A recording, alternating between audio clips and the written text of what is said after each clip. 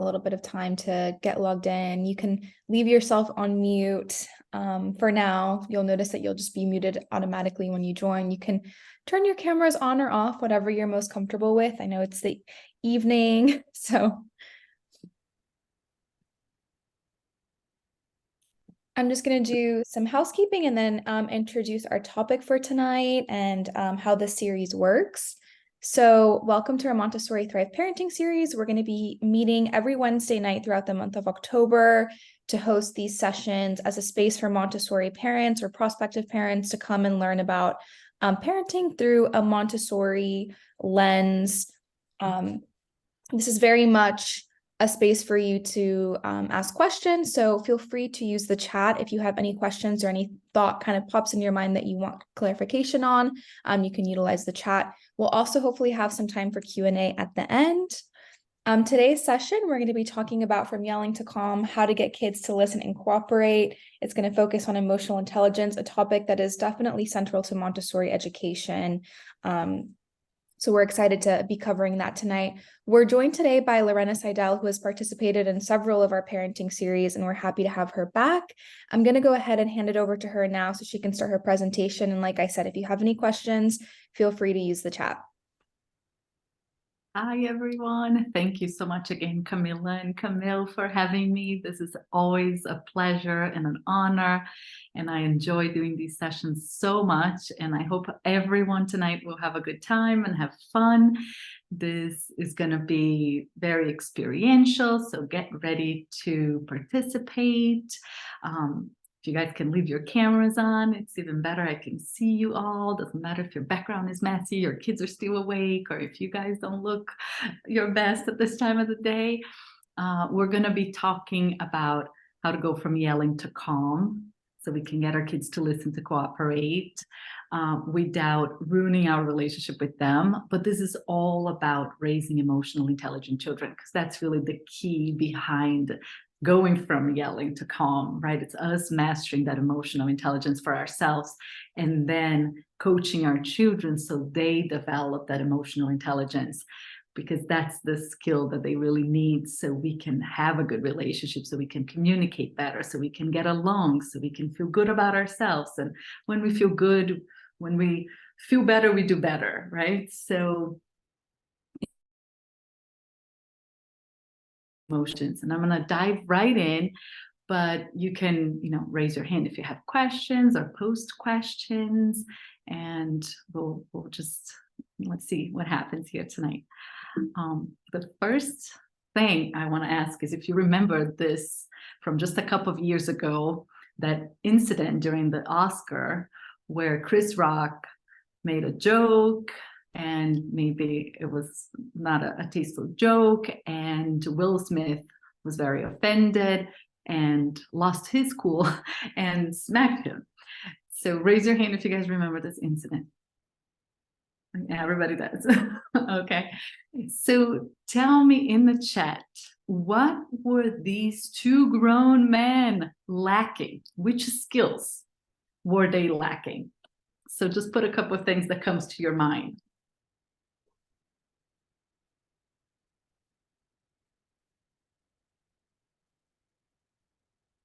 Self-control, restraint, calmness, yeah, self-compassion, impulse control, yeah, what else? Emotional intelligence, yeah. Ability to think of the consequences, yeah, right, rationalizing, sense of morality in that moment, anger management, yes. Common sense, yes. Absolutely. So all these things are part of, people ask, what are the emotional intelligence skills, right? Sense of humor. So yes, Chris Rock maybe lacked a little, maybe compassion, maybe a little bit of common sense, maybe the empathy around a sensitive topic. And Will Smith he lacked the anger management, the self-control, the emotional regulation, better communication skills, better problem solving in that moment, and on, all these things he said.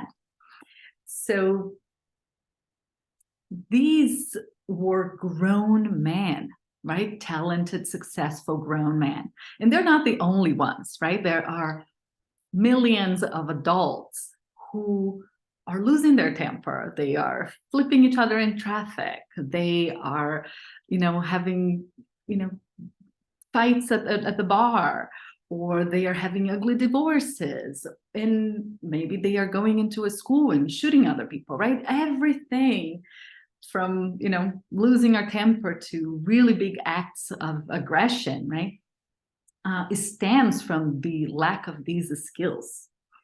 And the biggest misconception in parenting for me is that we believe that our children will grow up and they will eventually become kind and empathetic and confident, emotionally stable.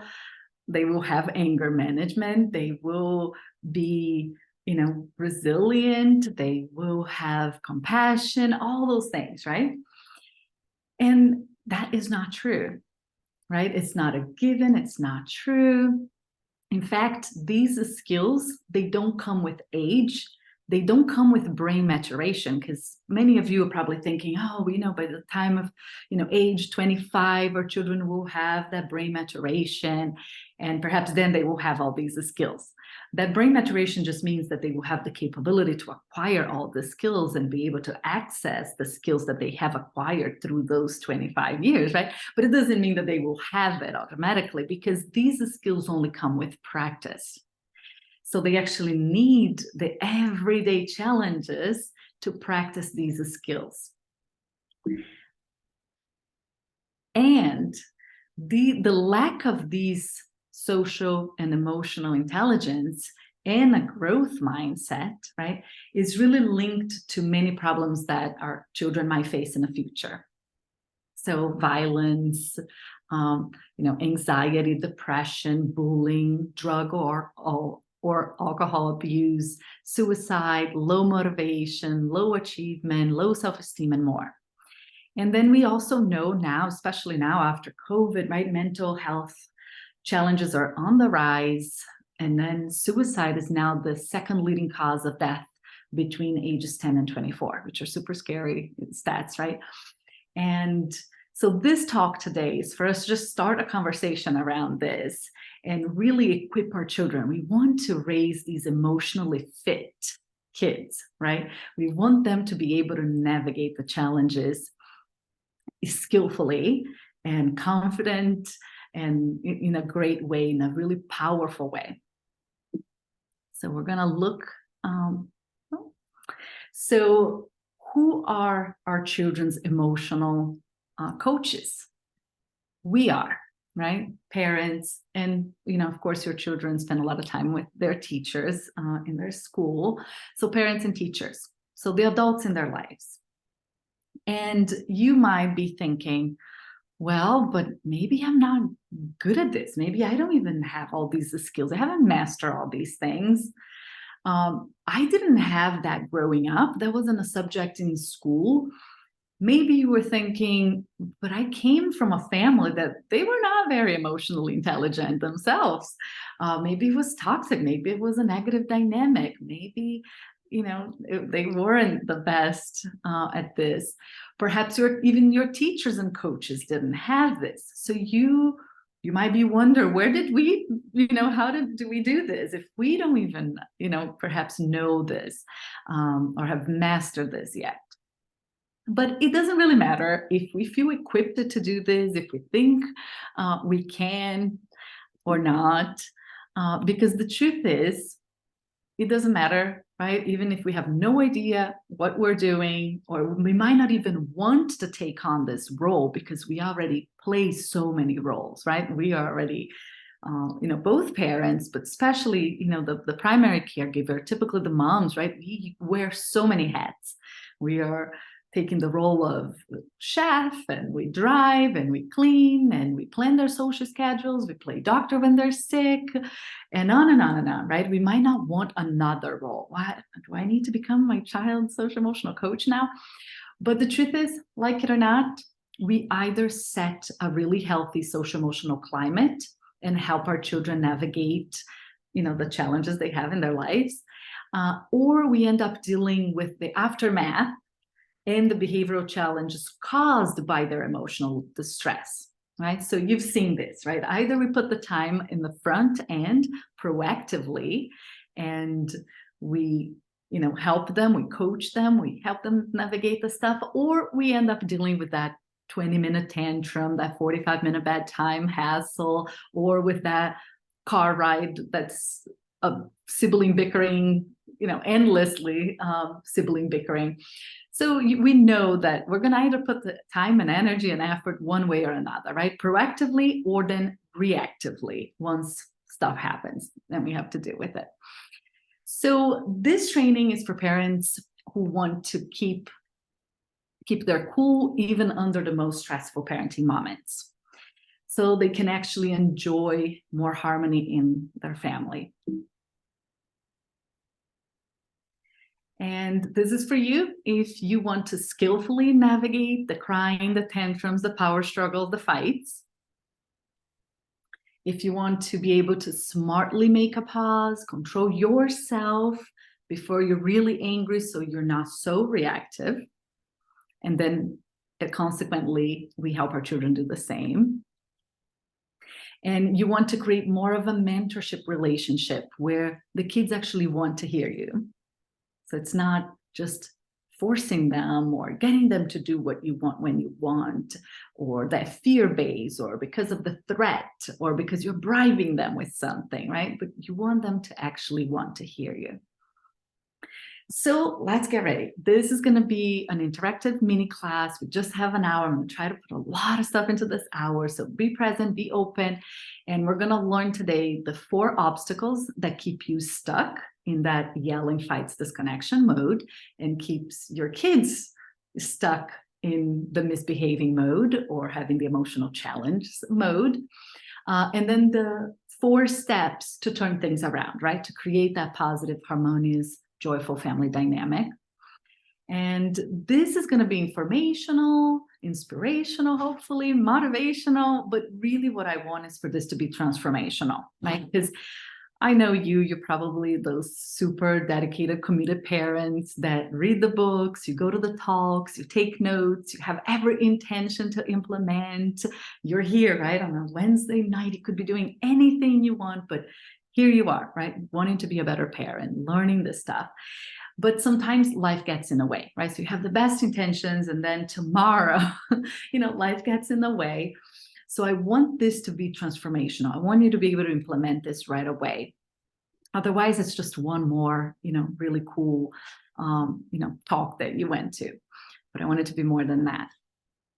So let me introduce you to the surviving Smiths. I've been trying to create this, avatar of that combines the families that come to me. And I arrived at this. So the surviving Smiths, they are, nobody's listening in their house. They are talking to the wall. And then when they yell, it works. Does anybody relate to that? They hear their kids yelling at each other's face. I told you not to take that. And then they realize that their dynamic sucks, right? That there's always tension, that home is becoming an awful place to be. And then when they try to gentle parent through a tantrum or a power struggle or a sibling fight, it never really works. Everyone just keeps doing the exact same thing until they yell or threat or bribe, right? And so this kind of summarizes, and these are the words that actual parents use. So these are some of the troubles they come to me with, and they want to have a different experience. They want to be the thriving tailors, right? So the thriving tailors, they are able to make that pause and not react when they're angry. They're able to put the strategies in place before things get escalated. Their kids and the parents are all on the same page, right?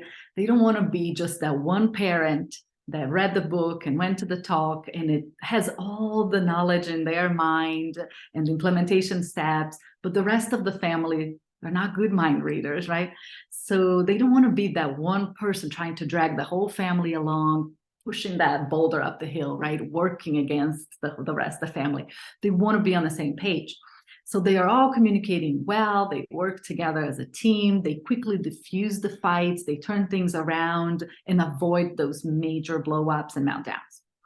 They can skillfully help the children navigate anxiety, frustration, low confidence issues, and their home is just a nicer place to be. So tell me in the chat if I'm sure you have moments that you thrive and moments that you survive. So tell me a little bit about what are your challenges right now, the biggest challenges, in those surviving moments when you're just getting through the day, getting through the motions, or you are losing your cool, or your kids are losing their cool. Tell me a little bit, what does that look like? Think of like the last stressful moment you had. What is the biggest challenge you're having in the moment?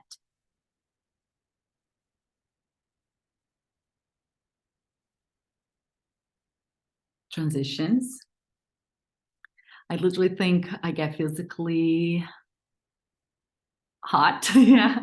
Bedtime, boundary testing, at the store. So hard with our 4-year-old. She wants a toy or sweet, and then telling her no, then she breaks down. 7-year-old talking back, setting authoritative boundaries. I think the biggest trigger for me is when my kids yell at me or hits me. Oh, yes. We have noticed that we are different parents at 4 p.m. versus 7 a.m. Oh my gosh, yes, the witching hour. Tantrums, getting out of the door on time, which turns into a power struggle where one is pushing to go faster and the other is slowing down and can't seem to do anything. Gentle parenting over and over, but still little progress, little success until limits are really pushed. Not complying and big, loud, emotional outbursts that feel hard to hold space for. 5-year-old sometimes only responds to bribes and threats. Oh, yes. Saying no, that's a challenge. Yeah, having to repeat things over and over and getting nowhere. Boundaries and playing video games. 8-year-old becomes disrespectful and doesn't want to stop. Oh, getting them off the screens. Yes. Saying mean mommy when we say no. How to don't get angry when they don't want to do what I want. Yes, like that's a trouble. That's a challenge. Daddy doesn't let me do bad things. When a 4-year-old potty trained, but they won't leave the activity and pee themselves. Yep. Oh my gosh, all of these challenges, right? So in these moments, we're all surviving Smiths.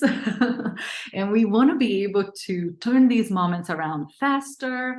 Of course, the challenges are always going to be there, right? We cannot eliminate all the challenges, and we don't even want to. That's one of the things I like to say up front, because parents come to me and I know that they just want to get rid of the tantrums and end the whining and the bickering and the sibling fight and all these things, right? But we actually need to use these things to develop the skills, right? So I always give the example, two kids are fighting over a toy. I don't know if you've done that. I have done that. We take the toy away and we say something like, no one is going to play with this right now. You guys can't figure out how to work together. I'm putting this away now. None of you will have it. Has anybody done that or something similar? Yes, yes. Apollonia says. So we solve the problem, right, in that moment.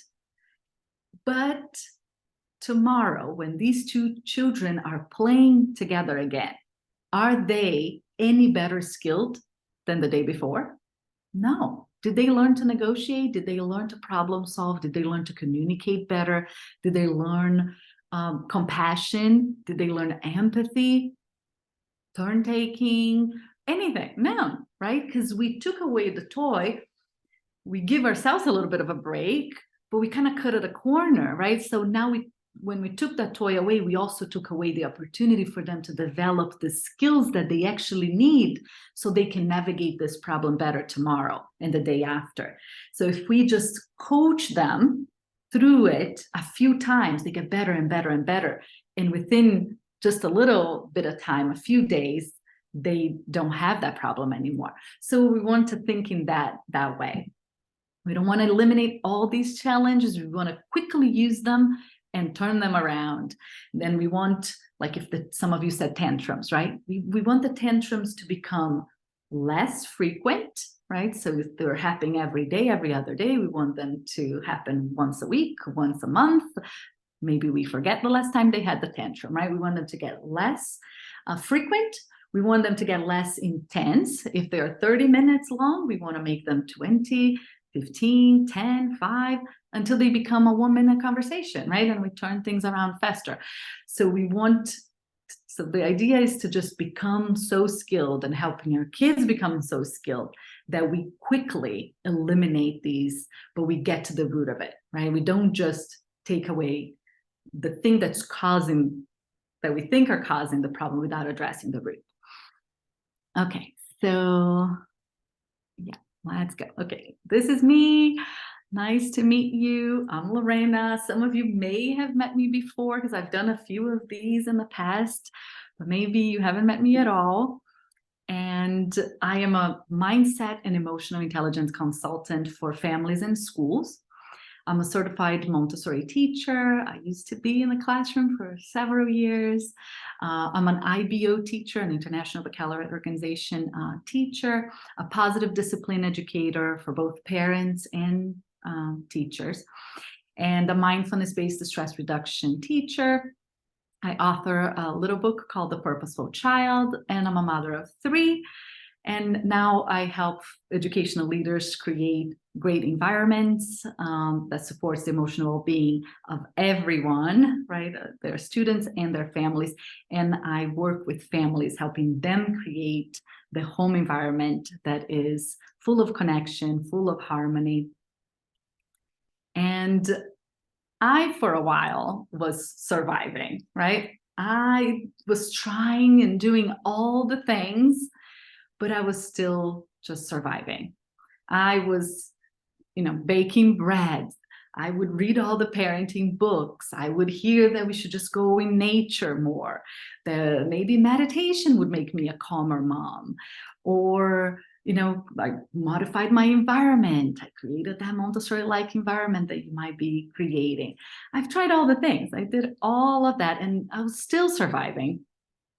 And of course, I had vowed to be a really good mom, a calm mom. But I was still super easily triggered by my child. I always say that, when I was coming home with our first baby from the hospital, I remember that drive, my husband driving 15 miles an hour. I was sitting in the back seat. We had the most precious cargo with us. And I was so filled with love and reverence and respect and honor for that little baby. But then you fast forward 2 years, and there I was, raising my voice, wanting to threat, wanting to put that little one on the timeout. And that was when it hit me, and I realized, what happened? How did I go from there to here? So why I was so easily triggered by my child's behavior. I was losing my cool. I was falling off that gentle parenting wagon again and again.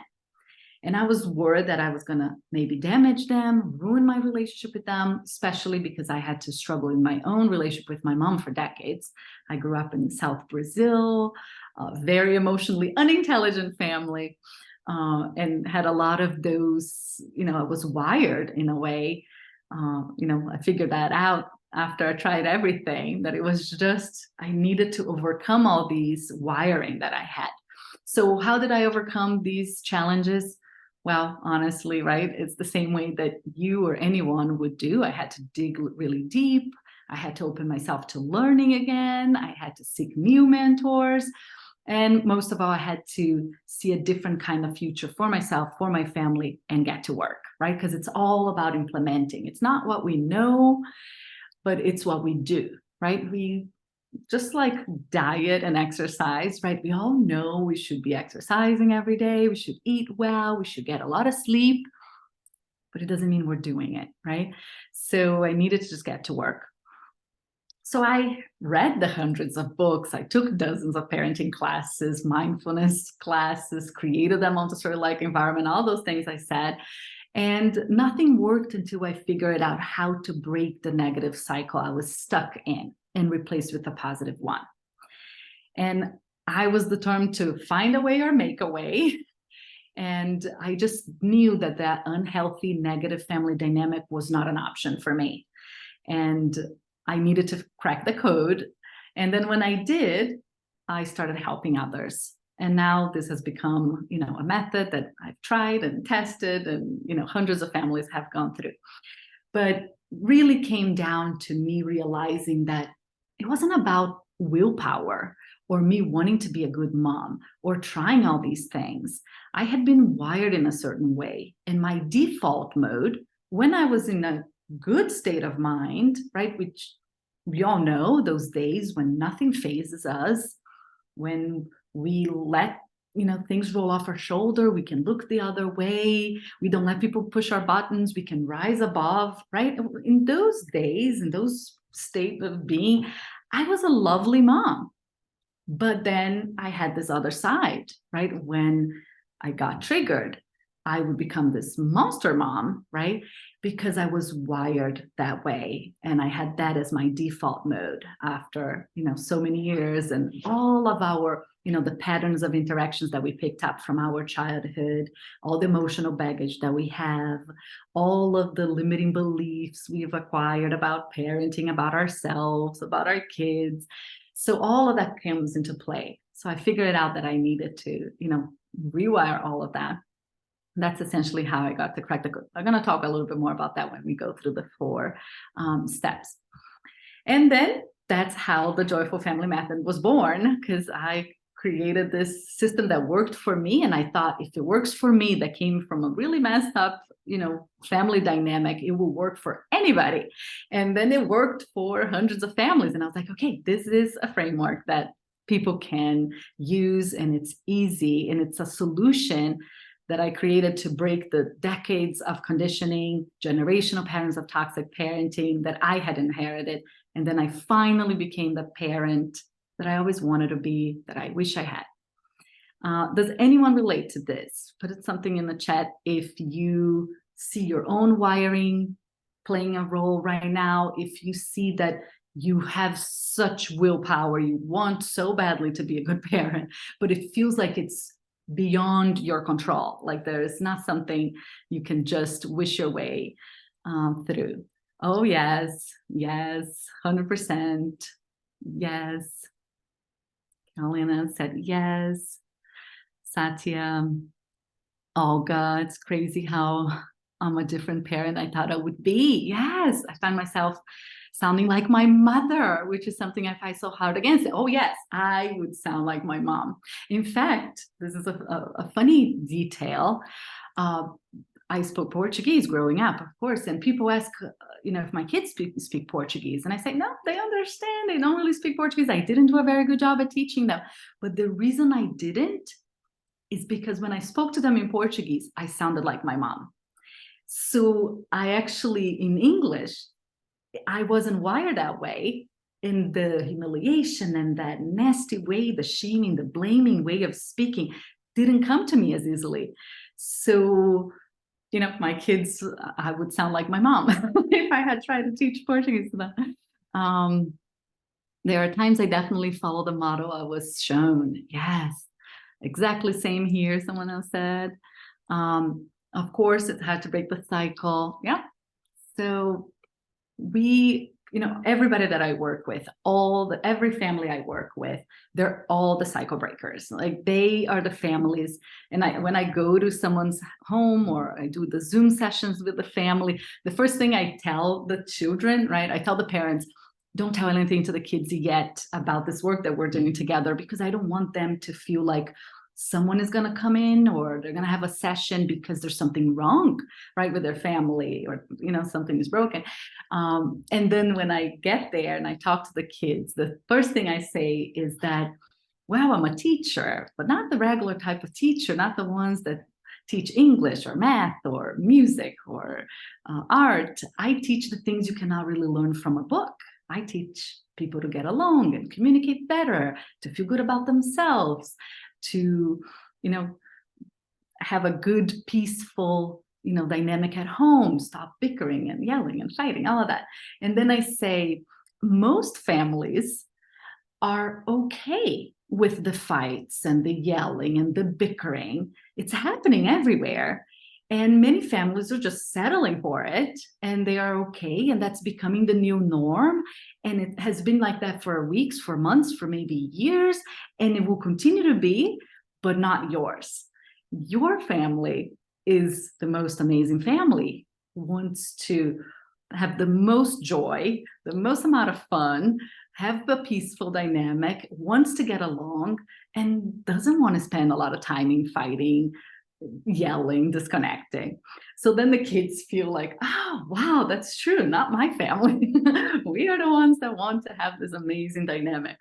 So those, you know, all of you, I know you guys are the cycle breakers in your family. So this framework I'm going to show you tonight will allow you to ditch that surviving Smith approach, right, for good. And then you can confidently raise these good human beings and create this healthy, positive parent-child connection for life. Because we really want, not just for now when they're little, it's nice to get them to work better with us, cooperate and listen, and for us to, you know, have a good dynamic with them. But it's, things change, right? There's new developmental stages. I want you to know this strategy so you can play this game now, but also through the years and the great years, and then as preteens, teenagers, and adult friends with your kids, right? So it's really a lifelong, you're really setting the course and the changes, right? The ripple effect will to decades to come, right? You're going to be experiencing the rewards of this and the benefits of it for many years. So we're going to go from the surviving Smiths to the thriving Taylors, and I'll break it all down to you and tell everything that I've learned. So here we go. The biggest thing I've learned after talking to thousands of parents and training thousands of teachers, right, is that, and teachers would bring some of these challenges the parents were having or the kids were having in the classroom, and then working with thousands of parents, I was able to figure it out, this pattern. There were 4 obstacles holding the families back. So holding you and your family back, right? So let's look at these 4 obstacles. And maybe you've heard me say about this if you have come to a different one of my talks, but we're going to get deeper today into these 4 obstacles. We're going to get really detailed. So the number one is that, you know, there's this one thing that causes most of us to struggle, even if we have the best intentions. Because of course we all have the best intentions, we just don't have the best mindset or the best strategies or the best skills. But mindset is the first obstacle. So now play with me. You're going to put in a chat. So is this you, right? So in this obstacle of mindset, look at these 4 and let's see which one is your biggest one. It might be 2 of these or 3 or all of them, but tell me if in the heat of the moment you are not able to connect, not able to coach or peacefully discipline your child, even if you have positive strategies. So it's like some families, they have it print out the statements, the script of what they need to say and do, but in the heat of the moment, they cannot access, and everything goes out the window and they resort to the old ways. So if that's something you experience, you put number 1 in the chat. Number 2 is there's a lot of contradicting advice that keeps you trying way too hard. You're trying all the things. So then you stay at the bottom of your list. You end up pushing yourself over the edge. So now you're yelling because you just burned out, right? And maybe you became too permissive at some point. And then now you're resentful of your family, of your kids, your partner. So that would be 2. Or perhaps you have emotional baggage from your childhood that keeps you triggered and overreacting or shutting down or checking out, right, and going on your phone. Or number 4, you've inherited bad habits and patterns like reactivity, permissiveness, controlling, anger issues, poor communication, etc. So let's see the chat. Sally says 2 and 1. Michael says 4. Tia says 1. Hannah says 4. Lenny says 1 and 4. Elsa says 1, 3, 4. Amanda says 1. Apolina says 4. Kelly 3 and 4. Steve says 1 and 3. Sarah says 1, 2, 3, 4. Love it.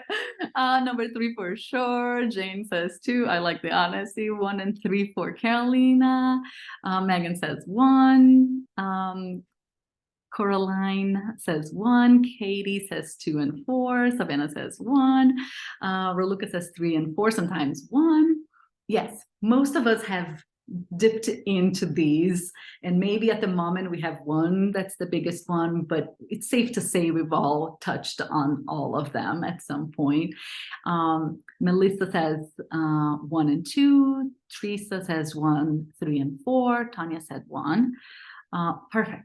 Beautiful. All right. So now you identify the obstacle. We have to start looking at, okay, these are the roots, right? So now let's look at the second obstacle. Before we look at the second obstacle, I just want to show throughout this, I'm going to show some case studies of how some families did this work. So this was Monica, and she was, oh, I think I have this in the wrong order. Oh, no, what did I do? There. She was getting upset and raising her voice at her 2 kids constantly when we started working together. She was super stressed, and there was always a lot of tension in the house. She felt exhausted, and whenever she asked children to do, it was always a struggle. And then she was super motivated and excited to, do this work. She implemented what she took away from the program, and then she saw the results. So she said that there's so much less yelling in the house, more respect. I have more patience for the kids. Every now and then I fall back into my old habits and then quickly catch myself, remember the method I learned, and start implementing it again. And I wanted to put this here because that's the goal. A lot of the first thing I tell parents is, it's going to be really hard for you to get it right every time and to get it right the first time. And I loved when she said, every now and again, I fall back into my old habit, but then I remember the framework and then I can implement it again. Because at first, the work is doing it over. You might react in a way that you're not super proud of. It's not super productive, but you will do it again.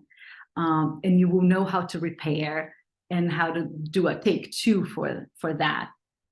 And you will fall off of it, but you're going to recover so quickly and just know how to get right back to the framework. So that's an important piece, because sometimes we're expecting that we're going to get it right every time and right the first time. But at first, as we're learning the new skills, we are just going to do a lot of do-overs, which we don't do. We just move on from a parenting breakdown, pretend nothing happened most of the time, or we have some half, apology that's not super efficient, or we then try to compensate because we were too nasty and now we feel badly and we try to be super nice, and we do that nice and nasty dance where we're too nice until the kids are walking all over us. Then we lay down the law, become nasty, and then we feel terrible. We don't want to be that kind of parent. So we go back to being too nice and compensate. So most of the time when there is a parenting breakdown, we either don't know an effective way to turn things around. We don't really end up revisiting that, reflecting on that with the kids. Maybe we apologize, but many of us are not super skilled at doing that. Many of us don't even like apologizing, or we came from families where our parents never did. And then at best, we do apologize, but we end up making the same mistakes again and again. And my kids are getting that message that, okay, mom, like you keep yelling and apologizing, you keep saying these hurtful things and then apologizing. And that's not healthy, right? That's that toxic dynamic. And we want to get to that, really good place where we get to that great state of mind fast so we can turn things around fast. Okay, obstacle number 2 that I picked up is not having a strategy. Without a clear, easy to follow strategy, we continue to stress out, to yell, to threat our kids, to punish, to miscommunicate. And now tell me in the chat if this is you. Number 1, are you using tools that create this connection? So yelling, threats, taking things away like a privilege or a timeout, or lecturing, rewards, giving in, enabling, or checking out. Right? So any of these things, from the punitive side to the permissive side, right? Those are tools that create disconnection and create emotional harm and they're short term, right? They're not long term.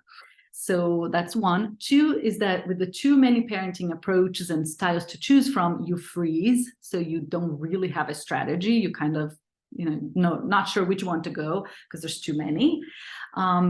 Or you're currently winging it, doing your best, hoping it all turns out okay, but deep inside you don't want to leave it up to chance. Or 4, you are on different parenting teams, you yo-yo, so either different teams with your partner, right? Or you yo-yo between yelling and being a pushover, so that nice and nasty, right, that I said, and lack rules, lack the clear expectations, lack follow through. So let's see what the chat says. Okay, I think it started here with Michael, 1 and 4. Olga says 1 and 3. Emma says 2 and 4. Elsa says 1, 3, and 4. 1 and 4 for Amanda. Sherry said 1 and 3. 1 and 3 for Raluca. Thomas said 1 and 4. Lenny said 1, Carrie Evans said 1 and 4, and yo-yo with myself. Yes, because partners, often we partner up. One of us is more on the kind side naturally. The other one is more on the firm side. And I don't know why we partner up like that, but do you have that in your family? And then what happens is that we want to compensate for the other. So here I'm more on the kind side because I try so hard to be kind, right? And then Andrew is more on the firm side. So when we started this out, right, like 13 years ago, we saw this, that every time I was too wishy-washy and too permissive, too soft, he firmed up to compensate for my lack of firmness. And then I would watch him being too firm, too strict, too tough, too rough, and feel badly for the girls. And then I would soften it up to compensate for his lack of kindness. And we would pull ourselves apart into the ends of the spectrum, right? And that's when the kids get the mixed messages, the inconsistency. They learn to play you.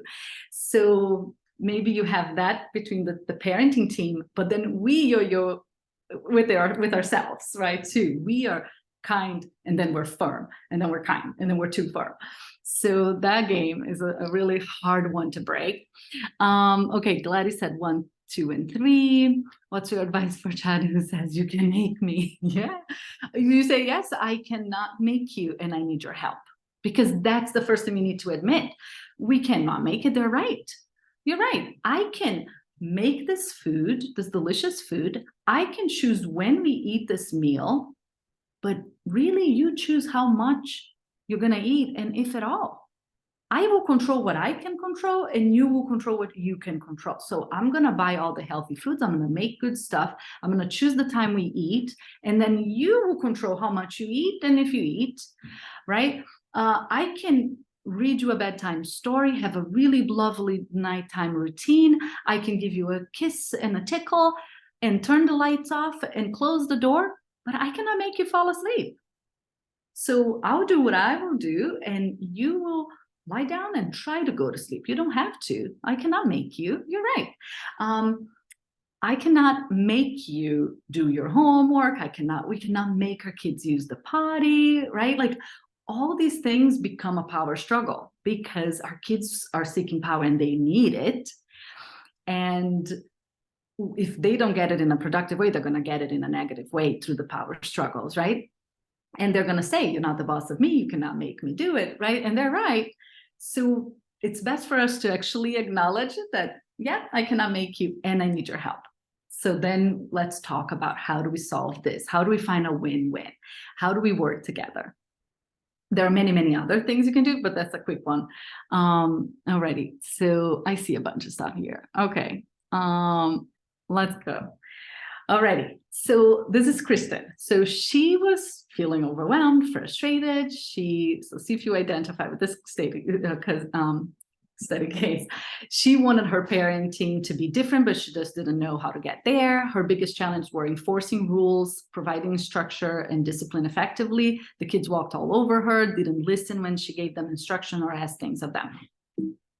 And then she learned the framework. She said, I felt like I had the direction, I had a plan that I could actually implement on my own. And then she changed the way she interacted, the way that she communicated, the way she handled the everyday challenge. And she said, I realized that it isn't nearly as complicated as I thought it would be. And then she simplified her life, her parenting, her discipline strategy, and made everything a lot easier and clear. Because sometimes we're just making it harder than it has to be, right? We are just trying way too hard. We are, not just coming clean and talking to our kids. Our relationship with our kids is just like any other relationship. We just make that parent-child relationship so unnatural, right? Like the ways that we deal with our kids are typically the ways we would never deal with anyone else in our lives, right? When I talk about like eliminating these things, these unhealthy, those unhealthy tools like yelling, threats, taking things away, privileges, timeouts, lecturing, all of that. Imagine if you did that in your co-work relationship, if you were using yelling or threats or punishments, you wouldn't have a job, right? I wouldn't have a job. If in my friendships, if I was bribing my friends, if I was threatening my friend, if I was trying to, if I was giving in all the time or checking out or any of these things, right? The friendship wouldn't last very long. And then if you think of a partnership, a romantic partnership, if someone tells you that their husband, right, is shaming them, blaming them, threatening them, punishing them, you would say that they're in a bad dynamic, right? In a toxic and abusive even relationship. But when it comes to the parent-child, it's the only relationship that this kind of stuff flies, right? Like we have this really a different relationship than we have with anyone else. And it's the one relationship we're really truly stuck because all the other relationships are optional. We could opt out of our jobs and find a new job if our coworkers doing these things to us. We could leave a friendship behind if that friend turns out that they are yelling at us and threatening us. We could even leave a marriage, right? But we can't. The parent-child relationship is the one relationship that we have to make it work. So it's really important that we figure it out, start making it so complicated and start looking at it. It's just a relationship, right? I just need to come clean and talk and share my thoughts and work together and ask her opinion and share, it's so much easier than we think. But let's look at the third obstacle now, disconnection. Okay, so without a strong sense of connection, even if we have a great mindset and you have amazing strategies, right? Let's assume, without the strong sense of connection, you cannot get through your child. They're not going to want to listen. They don't want to hear your advice. They don't want to respect you or cooperate with you if they don't feel connected. They will push back. They are going to defy. They're going to say no. They're going to resist, right? If we're not connecting, we're not getting through them. Then we can be effective. So we need the connection. So for some of you, your obstacle might be, the connection piece. That might be your biggest obstacle. But let's look deeper into it. Tell me, number one, are there seeds of mistrust and resentment and criticism and poor communication growing in your family? And you want to heal these right, heal that parent-child dynamic.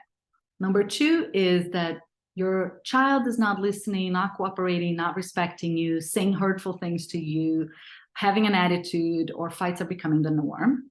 So that's a sign that there's disconnection going on. Then another sign of disconnection is jealousy, competition, perceived favoritism, and rivalry between siblings. So think of connection, not just parent-child connection, but we're thinking of family connection, right? So there's your connection with your partner, that's one level. Then there's the connection, parent-child connection, and then there's the sibling connection. So, but you want to foster that best friend vibe, right? So that would be number 3. And then number 4 is that there's fear or tiptoeing around happening in your house. Either the kids are tiptoeing and fearing you or your partner, or you are tiptoeing your kid because you don't want to set them off. You don't want them to have a big blow up. Or maybe there's some shutting down happening. So maybe your child is emotionally distancing or you are emotionally distancing. And maybe you struggle to quickly recover from breakdowns.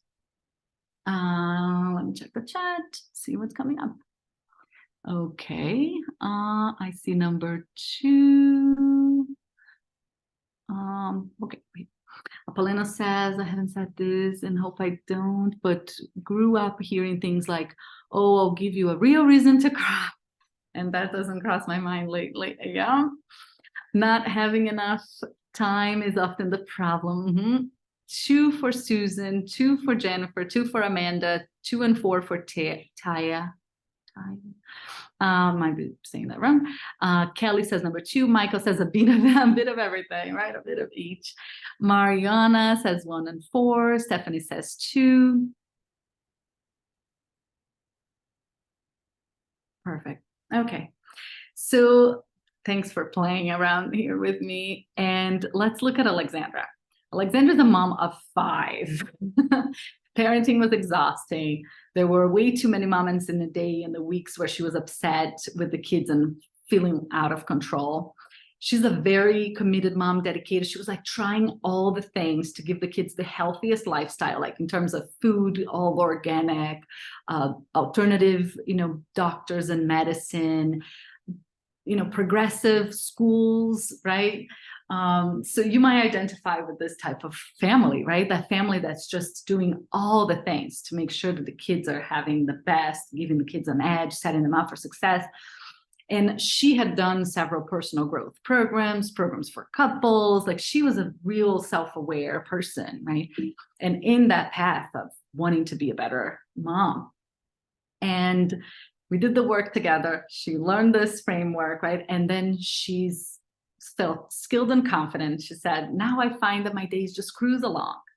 And then they were able to repair connection fast. So she said, there are going to be tough times and easy times, but recovering from the tough times is so much quicker and easier than ever before. And then she said that she stopped losing her temper and yelling. She said, I can't remember the last time I totally lost my cool with my kids.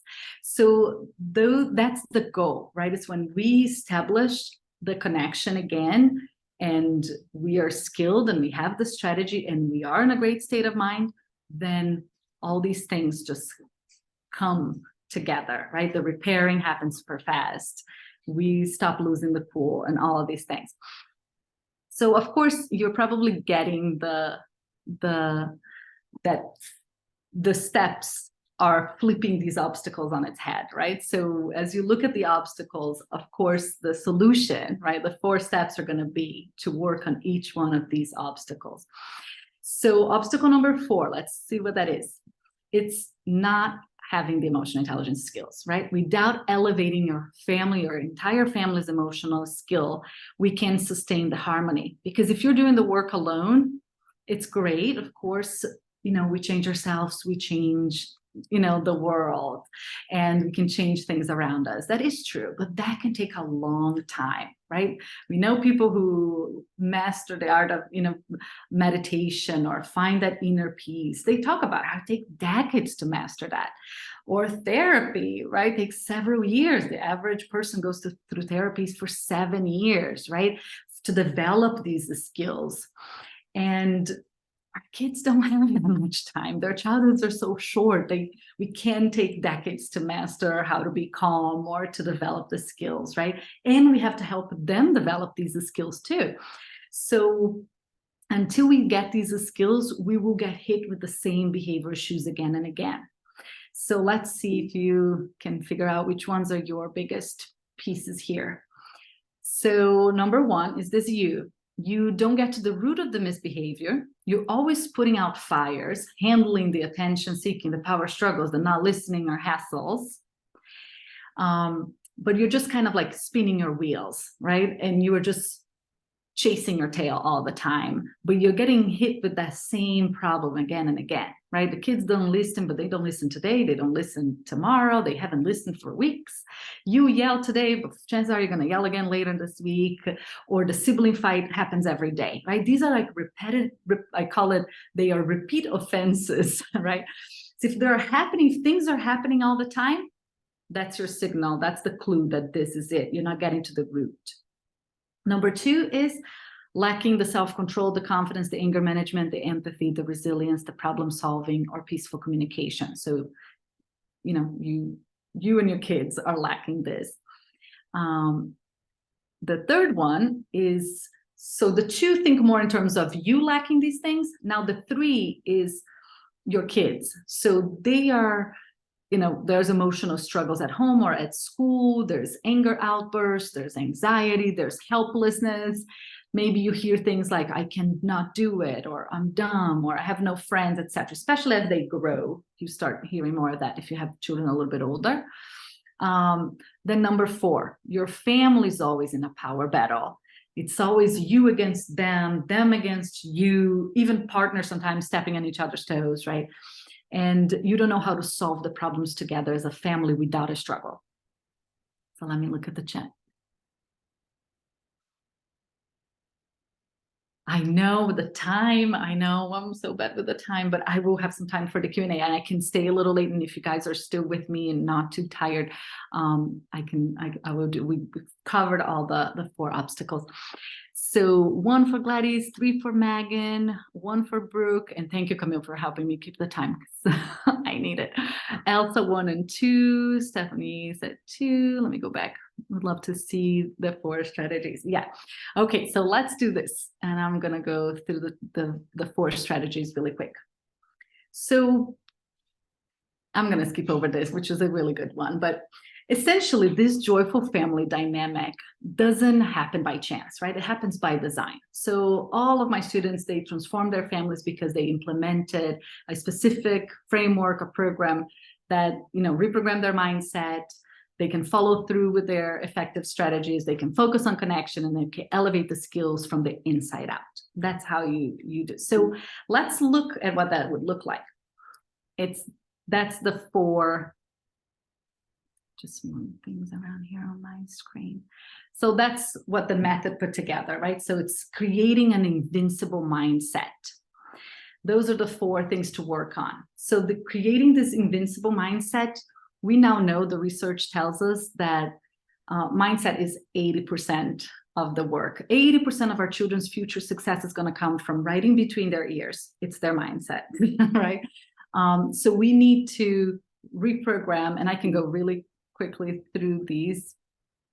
So it's these 4 steps, and the one is the invincible mindset. So we all evolved to survive, but not to thrive. So we're going to take an evolutionary leap when we rewire ourselves. And like I said, the research says 80% comes from the mindset. So what we need to do is eliminate the limiting beliefs that we have, or rewire the mindset, so we can model the emotional regulation. And you guys can take pictures or screenshots of these slides that will have the 4 steps. And then we need to break decades of conditioning and generational patterns. And then we need to not just do that, but we have to learn to sustain this great state of mind that we all know what we are like when we are in that great state of mind. We've got to sustain that and quickly get back to it when we fall off of it, right? And then we also need to then take it further, right? So we do this work, the mindset work for us, but then we need to give this to our children. We have to help them develop the invincible mindset, where they're unsinkable, right? They can go through the failures. They can go through the emotional injuries, the daily emotional injuries that we go through. Our kids get a physical, if you've heard one of my talks and I talk about the emotional injuries, I talk about like physical injuries, right? We get hurt here and again, but your kids don't need a cast every day or stitches every day, not even a band-aid a day, right? And we're so good about taking care of their physical injuries, right? We put a lot of time and effort to, when something goes wrong, if they broke a bone or if they got a cut, right? We would go to the doctor, we would put the cream twice a day for 7 days, go back there to take the stitches out. We would take 8 weeks healing that arm, right? All of those things. But when it comes to our kids' emotional injuries, which are their frustration, their sadness, their loneliness, their anxiety, their fears, their worries, their mistakes and failures, their grieving, and on, right? These are the emotional injuries our kids go through all the time. They often don't know how to handle. That's why they have the tantrum. That's why they melt down. That's why they have the outbursts. So when we give them that really great mindset, that unsinkable mindset, they can overcome anything, right? And that's what we want for our kids. And if you think about, right, we look at these problems we have in society, all those things I talked in the beginning, it all comes down to people who are having a hard time in the moment with their emotions, with their emotional injury, like Will Smith that was an emotional injury, right? He felt hurt. He didn't know how to deal with that. So he didn't have this unsinkable, invincible mindset in that moment, right? He ended up acting on it. So we want to give that to our kids. So that's the first step. And then, this is a really good one.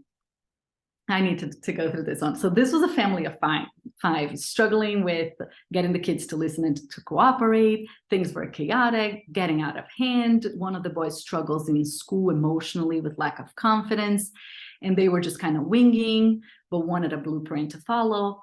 And they were a really super healthy couple, really strong, but for them it was really important to be on the same page. And they became super skilled, super consistent, super confident. They improved the communication, they rewired the mindset. And they are like, even a year later, we are using these tactics, right? And they come back to us and to the kids even a year later. So this is something that, like, once you learn this mindset piece, you and your kids will have it for life, which is the biggest thing. But let's see number 2. Strategy. So it's that same obstacle, right? The strategy. Now we turn it. Like, we need to find the strategy that works and feels good. So we got to replace, the communication and interactions that cause the emotional harm, that invite our kids to rebel, and that creates the disconnection. So we got to stop winging, and we can't afford to trial and error because our children's childhood is super short. So here's to do if you want to take a screenshot of this. So eliminating those bad habits that we have, right? All those unproductive tools, which are the most common parenting tools today in America, right? Yelling, shaming, blaming, threatening, bribing, rewarding, being permissive. And then we need to learn the nonviolent communication and effective discipline for, connecting before correcting. And then here's the important piece that I think is the most important, is mastering the game. We are getting so many tips, tools, tricks, scripts for situation by situation, right? You probably have read the books and have a feed in your social media full of parenting, tips. But you want to master the game. Think about this way. I have the little chess piece over there, because imagine you're playing chess and you don't know how to play chess, but someone whispers the right moves and you win the game. Did you learn to play chess at the end of that game? No. So you don't want any more tips, tools, tricks, or scripts. You want to learn to master this game, and you want your kids to master this game too. So you know how to play it now, like I said, and then through the grades, through the teen years, and as adult friends. But what I mean is that the tips, tools, and tricks, they might work today, they may not work tomorrow. They work for one child, not the other. When we think we got our kids figured out, they change, right? And we're out of tools again. So if you master the game, then you know how to play this game for every developmental stage, every challenge that may come your way, things that you don't even know that are going to be issues in 6 months, right? So that's a big important piece. And then you need to role play and practice these things. So that's when the whole family comes together. It's those, sessions where you actually equip your kids. You guys role play these things, the communication, the interactions, so they get to practice. Because remember, the skills only come through practice. They don't come with the age or brain maturation, right? So you need to use every opportunity to practice and have intentional sessions and meetings in your home to practice these things. Alrighty, so okay, Tier's family, she's, she had 4 kids there. Now she has 5, and they were just juggling a lot, right, with 4 kids. And the boys' behavior was super challenging, often sabotaging the families, all the fun, right, and the peace. They had tried everything. She says that we've tried child therapist, occupational therapy, brain classes, sensory class, multiple discipline approaches, you name it. And then Lorena hit the nail on the head. But it's really this framework, right? They were not looking for a magical pill. Like, they always knew that this was going to take work, and they transformed everything. So let me just move this around. They implemented the framework, and they had really fun family sessions. And then after months, of course, they had that family, the peaceful family that they wanted. She brought joy back into parenting. She says, I wanted to look back on my parenting with small children and know that I enjoyed it and I had fun, even when there were stressful, chaotic times. And now I do. And then she created these forever changes, right, that she's seeing even years after. So that's really important. So the step 3, the connection piece, right? So that big obstacle in terms of connection, we're flipping it. We need to create an unbreakable connection. We got to create connection, sustain connection, repair connection. So the way to do this is creating this more of a mentorship relationship with our kids where they want to listen to us. And we can only, if we have the connection, then we get our kids to listen, respect, cooperate with ease without having to nag them, negotiate, lecture, brag, all that. So if you want a screenshot of this, these are the things that we would work on. Weed out the seeds of mistrust, the miscommunication, resentments, perceived favoritism, emotional distance, all these little things that might be growing in your family, right? We got to weed it out. Sometimes before we even start repairing the connection, we have to heal the connection. Some families have several years of, a dynamic or sibling resentment that they need to sort it out. So you got to start weeding those things out, and then create the daily practice of weeding it out before the end of the day, doing a little reflection. So in the program, I help parents create this habit so they make sure that nobody's going to bed, with these things, letting these things go. So every day they're weeding it out. And then you need to learn to create the connection, sustain, and then, of course, troubleshoot things when there's a breakdown. That's a big piece. There's going to be breakdowns, right? We got to be able to troubleshoot them really skillfully and effectively. Then we might need to heal the sibling connection and foster that best friend vibe for them. So for some families, they need to work on that piece of the connection, the sibling. And then we need to become that trustworthy guide. And I give sometimes the example of, just as if you were in another country where people speak a different language, they wear different clothes, they have different costumes. You have a guide there, someone that's showing you around. That person can tell you what to do, what to say. Maybe that person tells you, don't wear this here, or cover up a bit more, or you shake hands with the left hand here, or don't make this gesture here, it's an appropriate gesture, or you might, this is super spicy, or don't order this, it's like goat's testicles or something. And you listen to this person. You don't defy, you don't back talk, you don't say no, because you trust that person got your back, that person is on your side, that person is there to help you, not to hurt you, and that person knows better or best. Once your child sees you like that, oh, my mom is on my side. She got my back. She's here to help me, not to hurt me.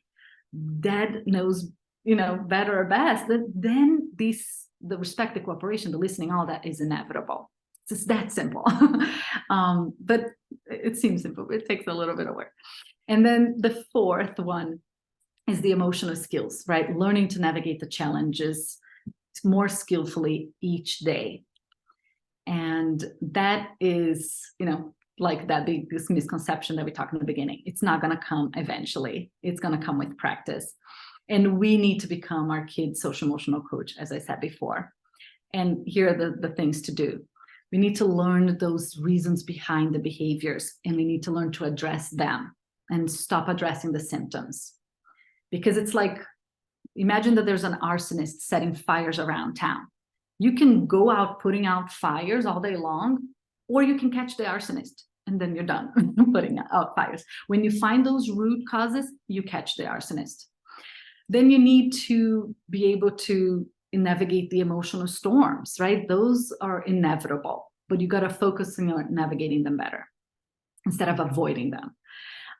Then you need to use the everyday challenges to practice and build the skills. And the biggest piece here is that you have to work together as a team. So even if you think my kids are so young, yes, if they're under 3, you may not be able to have family meetings yet. Then you will have meetings with your partner, or you will do some, what I call like mini watered down versions of the meetings with your toddlers. But still, the family dynamic is a responsibility of the family, not just yours. So you have to work together. If your kids are super young, yes, of course, your baby, your young toddler, they can't help you much. But as soon as they can, you need to bring them into the fold. And that's how you grow the skills, because then you're building the skills of the entire family. And that's when the skills go up, the bad behaviors go down. There's a direct correlationship. The skills go up, the bad behaviors go down. And that is it. Let's do one more. So this was a family of 5, 3 sons, age 1, 4, and 7, daily hassles, especially with bedtime and dinner time. They were in surviving mode much of the day, and then they hit rock bottom. She actually has a super funny story. She says, my best friend told me about Lorena 8 times when I would be at my wit's end with parenting struggles. And it wasn't until one exceedingly horrible day when I finally listened to her and called Lorena, I had hit rock bottom with my parenting. And the only regret I had is that I didn't call sooner. She didn't know what was possible for her family. So she now, bedtime and dinner time are the most joyful times of the day for her. She said they went from the most difficult, chaotic, long drawn out parts of the day to something special and relaxing. And then they turned things around in just 90 days, which is so cool. We have gone through through a true mental, emotional, physical transformation as a family. We can never go back. And then they achieved peace. To me, it's like one of the biggest goals, right? It's the goal of this talk. Even with the 3 active young boys, now we have harmony in the house. So perfect. If you can take one thing away, is that, I want you to know that your kids will listen and cooperate, and you can do this without ruining their relationship with them. And the biggest question is, just how you can implement these things. So I'm going to open for questions. And of course, I would love to tell you that you could work with me. You just with what you got today, knowing your biggest obstacles, that's a huge piece, because you need to understand what's going on, what is wrong, right? If we don't see that something is dirty, we don't clean it. If it's not broken, we don't fix it, right? So now you know what is stripping you. So now you have the obstacles that are holding you back. So now you can focus. So now you saw the 4 steps. So now you know which step is the one to probably start with, right? So if you identify your biggest obstacles, now you can identify your first step. So that's kind of starting to put together today your game plan for how to tackle this. And now even with just what you got today, you have the things to do, right? The items or the shifts you need to make. But of course, if you want some help, I would love to help you implement that with you. And I have a group coaching that does that, or we can work privately. And I maybe Camilla, you can put that link because there's a Yeah, I have both of those links in the chat, and I just wanted to let everyone know if you have any questions, you can drop them in the chat, and hopefully we have some time to go over them. Apologies for going over the hour, but we really want to make sure that we have some Q&A time because some parents I know will have some perfect, questions on perfect. Yes, and situations. the links are for you to sign up for this or to sign up to have a call with me, which I'm just giving as a gift. It's a game plan call where we would go deeper, look at your obstacles, look at the steps, and I would, share with you the framework so you can, and then we can see what is the best path to maybe work together. So I will stop sharing and just see your faces. Oh, there we are. I know there was a question up higher about Yeah. And what you is can your advice unmute yourself for a too. child who says you can't make me? Oh yeah, that was the one that I kind of answer a little Okay. bit there in the moment, but I felt like there was another one that came in too. Let me see.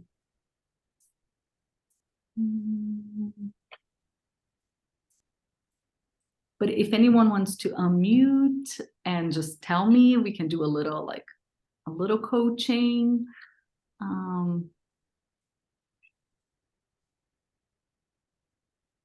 And if you have to go, because I went over the time, 16 minutes already, just before you go, put it in the chat, one takeaway, one thing that you can do differently tomorrow, something that you're taking with you, like a shift that you're taking with you.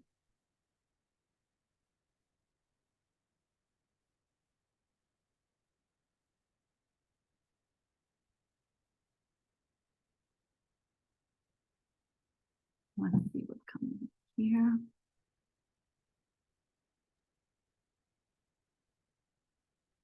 No questions or takeaways? Oh, I see No here, message. Lorena says, thank you so much, Lorena. It's always a pleasure to learn from you. Thank you, Thrive, for facilitating this excellent parenting classes.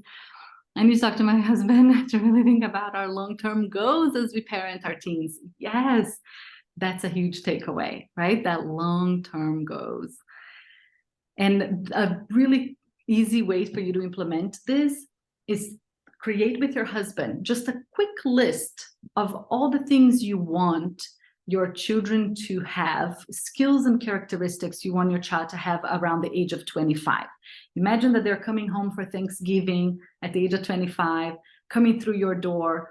What do you want to see? Who do you want them to be? And you might come up with a list of I want them to be kind and empathetic and resilient and passionate and have good sense of humor and great communicators and successful, happy, right? All the things, problem solvers, good thinkers. Create that massive list of all these skills that you and your husband can think of. And then ask yourselves, what kind of dynamic do we want to have with our kids when they are 25 and they come home for Thanksgiving? And you might say, we want to have a good communication. We don't want everybody on their phones. We want them to say, Mom, how can I help you? Or for us to hear that chatting between siblings and see that they're happy for each other, to hear that they go out together in their lives and that they call each other. Or maybe your child comes and confide in you. And just that joyful light, right? Maybe that's the dynamic you want. Now, every day when you have an interaction with your child, just ask yourself, what am I teaching them from that list of skills that we want them to have? Are they learning anything from that list with the way I'm handling this right now? So then you might figure out, no, they're not learning anything. Right now, I just took that toy away.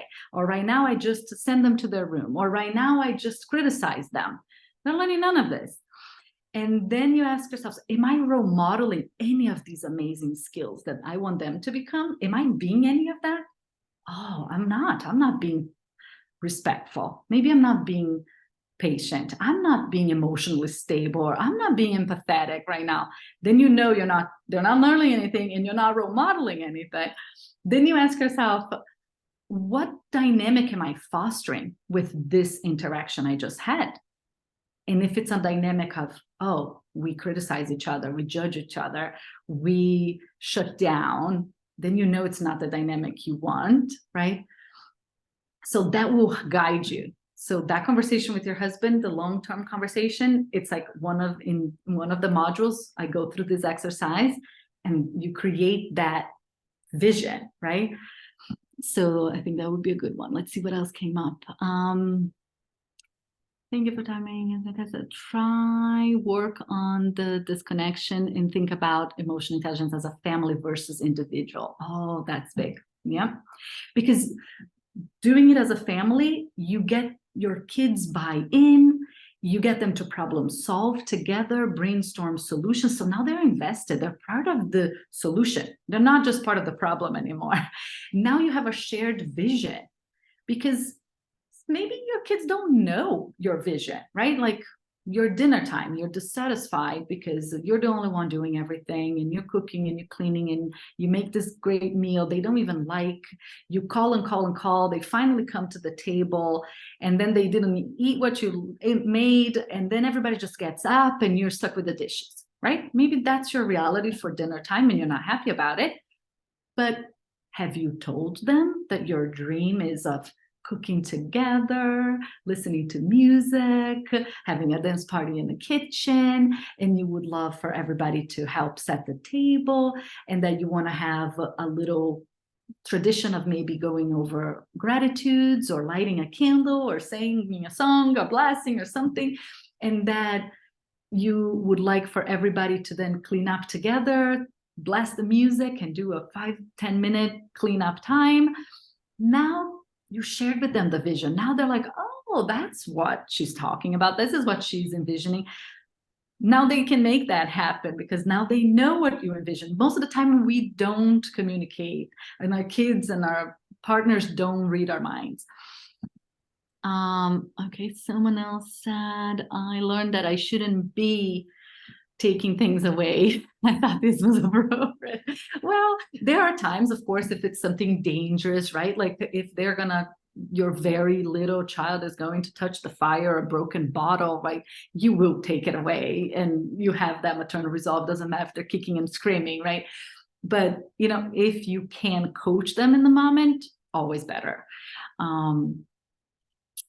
Okay, our son can go from calm and happy all the way to hysterical and angry in very short order, often unpredictably. And when try to stay calm and implement techniques and calm verbiage with very little results. So it's hard to actually create a strategy if we don't know the core of what's causing the anger. Yes, absolutely. One thing to keep in mind here, Jamie, is when he's having a tantrum, right? He's flipped, right? In that state, that hysterical and angry. Imagine that someone is drowning. If someone is drowning, we would never go there, swim to that person who's drowning and tell this person, okay, you really need to learn to swim. You should take lessons. Let me show you how to swim. Here's what you do. You have to do this. That would not be the time to have that conversation. We wouldn't get anywhere with that, right? What we do is we rescue that person, and then we make that note, right? This person needs lessons before they can get back in the water. So the work is always done in between those episodes. In the heat of the moment, when the tantrum is happening, there's so little that we can do. What we need to do is try to avoid them in the first place. So the work is done in between the tantrums. So you let that tantrum go and he regulated again. Now let's implement strategies and work around that. And that will start equipping him. So now you will see that the tantrums get less frequent, less intense. You might start seeing the signs of it coming. Sometimes we miss the signs. So we start learning like, oh, I can see it now a mile away. And then you know how to intervene faster. So, but that was a really great. He's a two and a half. Yeah. Family meeting is my takeaway for Raluca. Transitions are trickiest for a lot of children. How do we help our children through a transition when they don't want to go out the door or stop playing? And eat dinner. Okay. Well, of course they don't. So the first thing I would say, there's so many things to do. Of course, having a family meeting about these things are a great idea. Having a routine chart's a great idea. A lot of things you can do. But let's say the moment is happening right now. None of these proactive strategies were put in place ahead of time. So we got to work with the moment here. Validate. Oh, of course you don't want to come in and have dinner. You want to play. You could play all day. You know what? I feel the same way. When I get into something, I don't want to stop. Like I get so mad I have to stop what I'm doing. I'm in the zone, right? So just that speaking it out loud and validating, you connect. And now that you connect, you can get through him better, right? Now you have better chances of getting through him because you connected. Now you can correct. So that connect before correct. And so start with that validation, and then, still stick with the follow through, right? With the plan, and it's dinner time. So I can see you don't want to stop playing, and don't use the but, right? Do, and it's dinner time. I can see you want to watch another show, and it's bedtime. Like you just stick with that kind, validate, but then with a firm statement. And then, of course, there still might be pushbacks and there's still anger or resentment. Then you want to work with it afterwards and say, oh, oops, that was a breakdown. We just had that breakdown when it was time to transition from playing to having dinner. Chances are that this will happen again. Haven't you noticed that this has happened before several times? It's a pattern now. It's happened more than 3 times. It's a pattern. So we need to work together to break this pattern, to figure it out a way. Let's see what we can do. Now you come with those proactive strategies. Okay. Thomas had the same problem as Jamie, so I hope that was helpful. Monica says, thank you, so helpful to offer these classes to school families and the teacher. Classroom, just the points of invincible mindset, having a strategy, creating connection before correcting, great tips, and we need to model that emotional regulation. Yep. Raluca said, can we give me some examples of how a family meeting would play out? Yeah. So family meetings, they can be, for many families, depending on the age of your kids, you may have already ruined the idea of family meetings. So families come to me sometimes and they're like, my kids cannot even hear the word family meeting because either we already did it wrong, right? We called family meetings in the heat of the moment, and maybe we use the family meetings just to tell them all the things they're doing wrong. And now they know the family meetings is just an opportunity for mom and dad to lecture. Or they just, somehow never did the family meetings, or they did it wrong. So if you already tried family meetings before and you messed this up, then you might have to rebrand family meetings. So call it something else. Family circle, gathering, whatever you want, powwows, touch bases, whatever. And you want to keep the idea. You really need to change just the mindset around it, because our kids already know how to do meetings, and they do it every single day, right? If your child goes to school, they're having a circle time every day or a classroom meeting every day. And you do meetings for work. Every organization, every activist group, religious group, everybody does meetings, right? Nothing happens without them. Even if we have a love-hate relationship with meetings, because they can be super unproductive and boring sometimes, but we all do it. And even like sports teams, so you can tell your kids, right? Like the sports teams, they have a meeting before the game to strategize, pump everybody up, motivate everyone, go over, right, the plan. And then they sometimes have a meeting after the game to review the tapes and see what worked, what didn't, and celebrate the wins and troubleshoot the stuff that didn't work, right? So your kids are used to this. You're used to this. It just happens that families are the only segment of society who are not having family meetings, and then no wonder we're not getting along and we're having fights and we're yelling and all that. So you can start very simple. So when I do the family meetings with the families, it can become very elaborate. I bring activities that I run in the schools with like from preschools to 8th grade and beyond, right? So they're really like social emotional learning exercises, mindset and emotional intelligence exercise, but you can make it so simple. So you can just first have that little conversation with your child about the idea of having a family gathering every day or every week, at least every week, but I would say every day. And then you want to ask them when is a good time and kind of get their input too, just so they feel like they are part of this. So let's say Sunday, 5 o'clock is going to be our family meetings. Now you want the very first meeting, you don't really have an agenda yet, but you want to put an agenda up in your refrigerator somewhere where you can write things throughout the week. But that first meeting can be super simple. Just pass a rock around or a shell or an item and say a gratitude. And everybody does a round of gratitude. You want to start on a good note, end on a good note, and sandwich problems in the middle. So you start on that good note. There's several different ways to open a family meeting. This is one of them. A round of gratitude. Then you wanna, because you don't have anything in your agenda, maybe you don't have any problems, and at first you might not even want to start with any problems, so your kids don't get like annoyed with your family meetings from the beginning. So you might just say the topic of today is, sometimes on the weekends we can't figure out what to do. We are like floating around, and I would like you guys to brainstorm with me some ideas of fun things we can do on the weekends. And that's it. Everybody goes around and they say the museum, the aquarium, pick up apples, pumpkin picking, whatever it is, right? They're going to give, and you just write all these things down. And you say, oh, thank you so much. I was just trying to create a master list of different things we can do. So when we're bored on the weekends, we can go do one of these things, right? Or something else, like a list of things we can do on a rainy day so we are not in front of screens so much. And then they're going to say arts or this or that, right? Like family game. So you just that's all that you're doing in that first family, something basic, something little, something happy.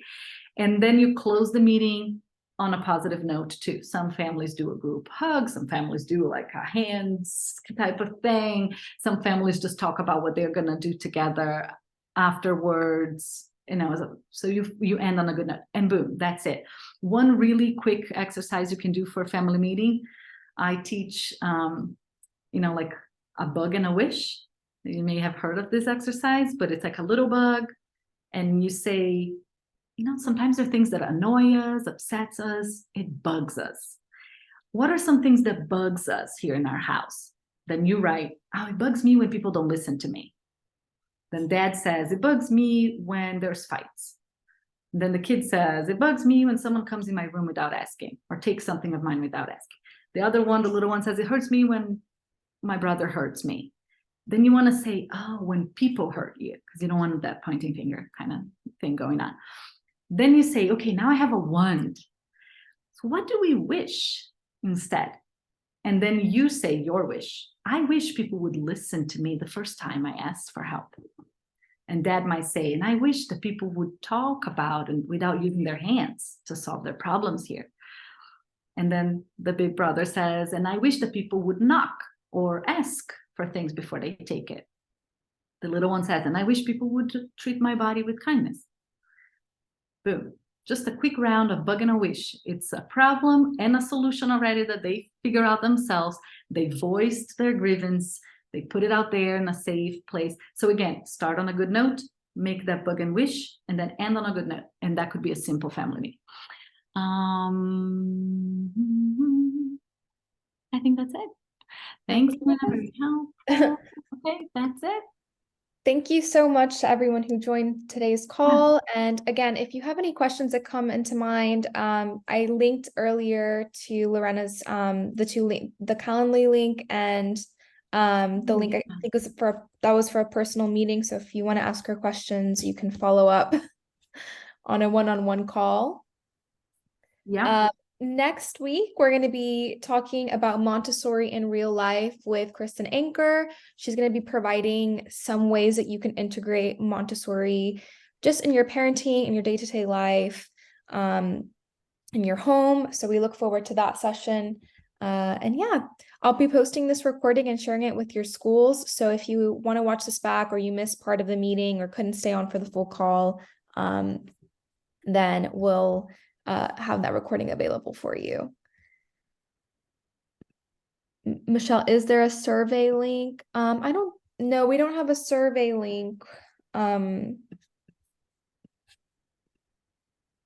If you have any questions or comments, you can email me. Let me put my email in there.